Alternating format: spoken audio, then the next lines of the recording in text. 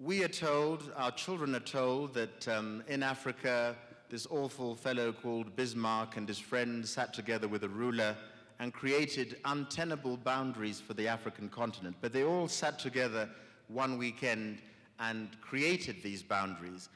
Is it totally inconceivable that we can't have a conference of African leaders who try to resolve this very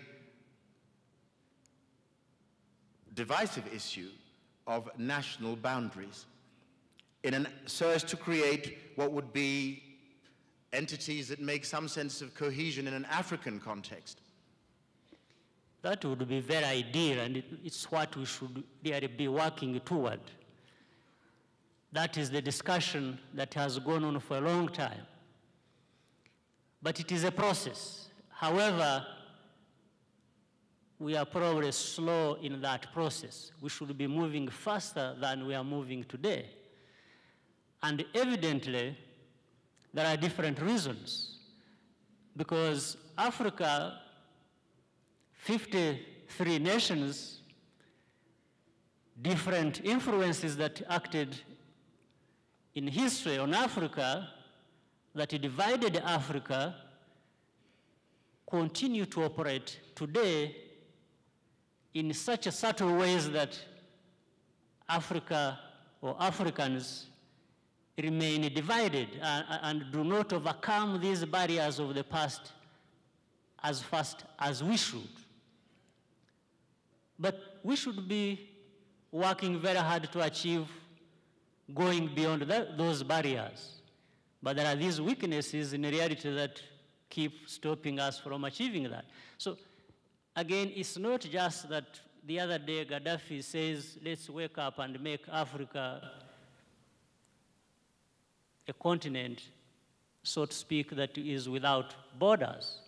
Well, that's what everybody would wish to see, and it is easier to say than to do because of these realities on the ground. And the approach has been, how can we bring Africa together as one entity all of a sudden when we are still struggling with bringing together sub-regional entities as one? For example, as we are still struggling with putting together an East African community, happily we are making good progress. Bringing together one continent overnight is simply not workable because of these realities of the past that have divided Africa and continue to divide Africa, and also without excusing the Africans themselves who actually embrace these divisions that have existed in the past. You've just said a while ago, you've talked about Francophone, Anglophone, and so on and so forth. You've not talked about even the tribes.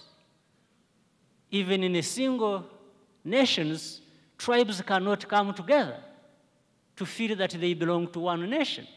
People are still struggling with that.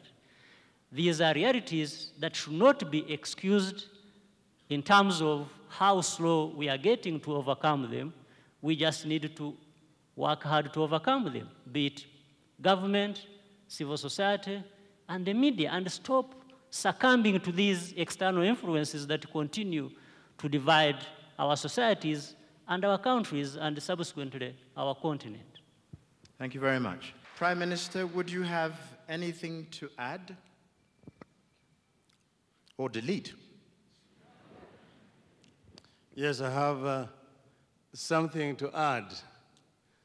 First, let me say that I am a Pan-Africanist, and I'm also an Afro-optimist, as opposed to Afro-pessimists.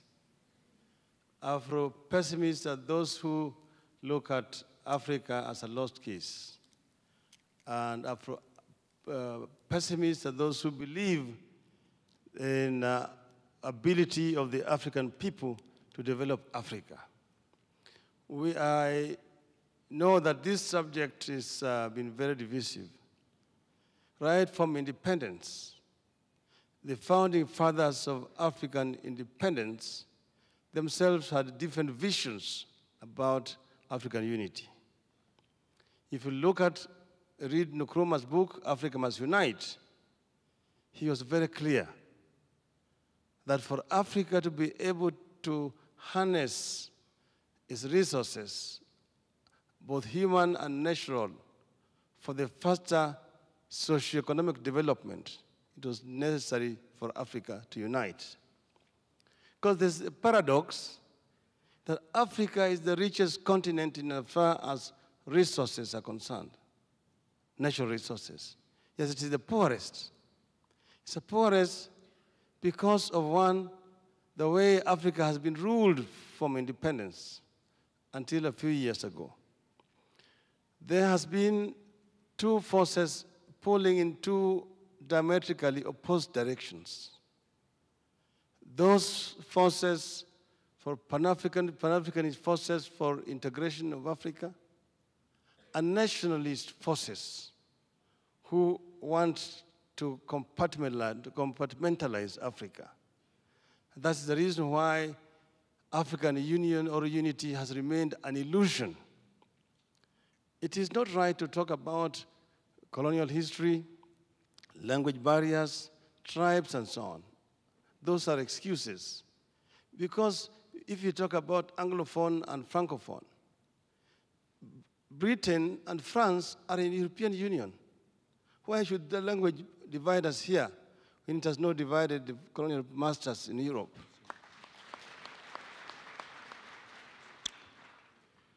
Europe has been able to bring in the former communist countries of Eastern Europe into the European Union as now equal partners. You can travel from Greece to Ireland on an ID card, on an identification card. Yet if you just want to travel from here to Nigeria, you need so many passports, so many visas before you can reach Nigeria. I believe strongly that it is possible. If you start, I mentioned Nkrumah, you had Sekou Touré, Modibo Keïta, Senghor, Houphouët-Boigny, you had Mwalimu Nyerere, you had Jomo Kenyatta, Haile Selassie, Ahmed Mandela, Gamal Abdel Nasser of Egypt. But if you look at those leaders, some of them wanted integration today. The others were saying, let us go slowly. First have the regional blocks as the building bricks of African Union. I don't believe that these building bricks will eventually translate into African Union. I think that maybe time has come for those who are ready to move on, and then let the conservatives come and join later. It is important.